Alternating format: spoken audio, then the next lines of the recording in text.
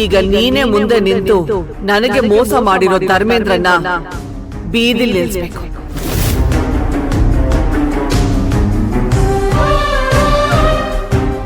ನನ್ನ ವಿರುದ್ಧ ನಿನ್ನ ಚೂ ಬಿಟ್ಟಿದ್ದ ಧರ್ಮೇಂದ್ರ ದಿವಾನ್ ತೀವಾಳಿ ಆಗಿ ನಡು ರಸ್ತೆಯಲ್ಲಿ ನಿಂತ್ಕೊಳ್ಬೇಕು.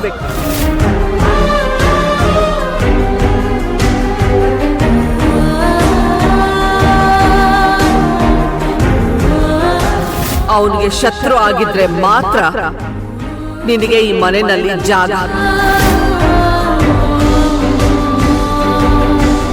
ನಾನು ವಿರಾಟ್ಗೆ ಅಮ್ಮ. ನೀನೇನಾದ್ರೂ ತಾಯಿ ಪ್ರೀತಿನ ಅಥವಾ ಹೆಂಡತಿ ಪ್ರೀತಿನ ಅಂತ ಚಾಲೆಂಜ್ ಏನಾದ್ರೂ ಮಾಡಿದ್ರೆ ಯಾರು ಪ್ರೀತಿ ಗೆಲ್ಲುತ್ತೆ ಅಂತ ಹೇಳೋ ಅವಶ್ಯಕತೆ ಇಲ್ಲ ಅನ್ಸುತ್ತೆ.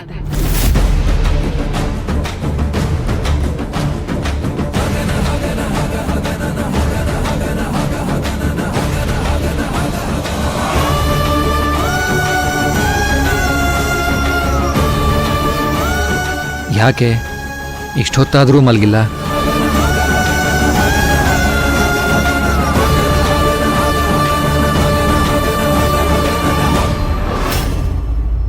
ನಾನು ಬರಲಿ ಅಂತ ಕಾಯ್ತಾ ಇದ್ರಾ?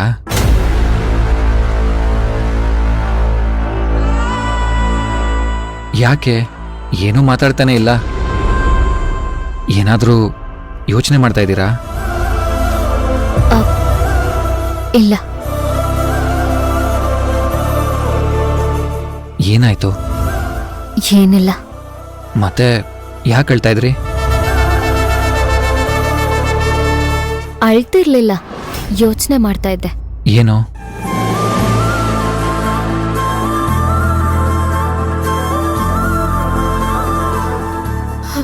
ಅಪ್ಪ ಅಮ್ಮ ನೆನ್ಪಾದ್ರು.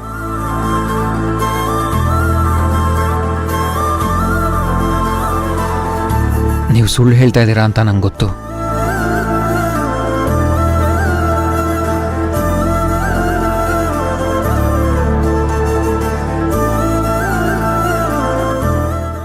ಸರಿ, ಮಲ್ಗೋಣ ಬನ್ನಿ.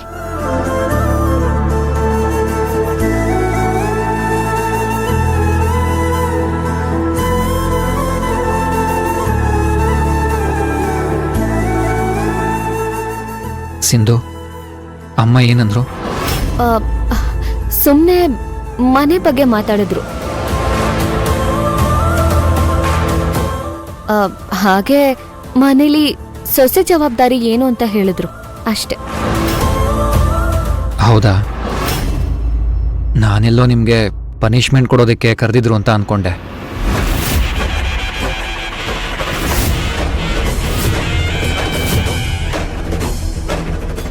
ಸಿಂಧು, ಏನಾಯ್ತು ಅಂತ ಹೇಳಿ. ಹೇಗ್ ಹೇಳುದು ವಿರಾಟ್? ಸತ್ಯ ಹೇಳಿದ್ರೆ ಅಮ್ಮ ಮಗನ್ ಮಧ್ಯೆ ದ್ವೇಷ ತಂದಂಗಾಗುತ್ತೆ. ನೀವು ನಮ್ಮನ್ನ ಎಷ್ಟು ಪ್ರೀತಿಸ್ತೀರಾ ಅಂತ ನನಗೆ ಗೊತ್ತು.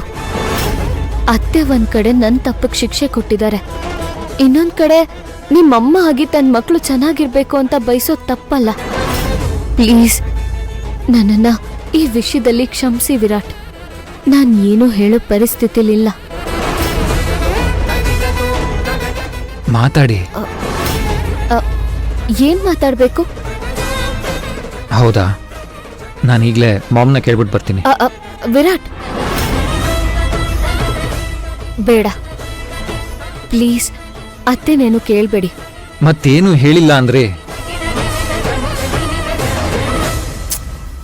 ಹೇಳಿದ್ರು, ಅದು ನನ್ನ ಅತ್ತೆ ವಿಷಯ, ಅದಕ್ಕೆ.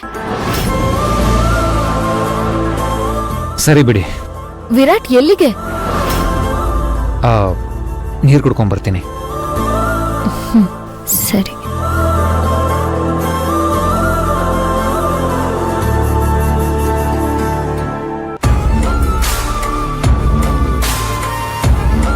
ಮಾಮ್.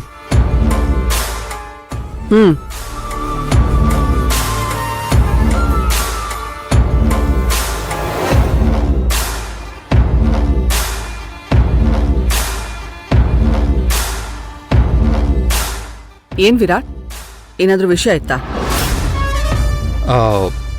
ವಿಷಯ ಏನಿಲ್ಲ, ನನ್ನ ಮಾಮ್ ಜೊತೆ ಮಾತಾಡೋಣ ಅಂತ ಅನ್ನಿಸ್ತು, ಬಂದೆ.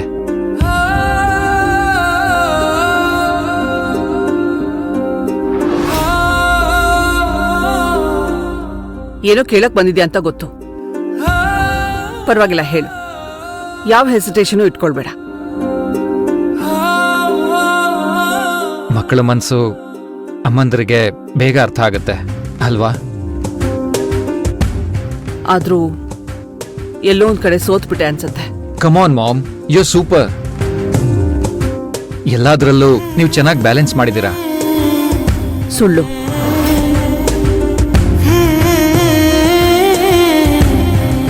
ಹಾಗಿದ್ದಿದ್ರೆ ನನ್ ಮಕ್ಕಳು ನನ್ನ ಹತ್ರನೇ ಯಾಕೆ?